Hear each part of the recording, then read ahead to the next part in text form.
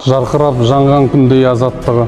Көрінер ұлтымның да ғажаптығы. Республика күнімен құттықтаймын. Өйткені ол ұлт күні, қазақ күні.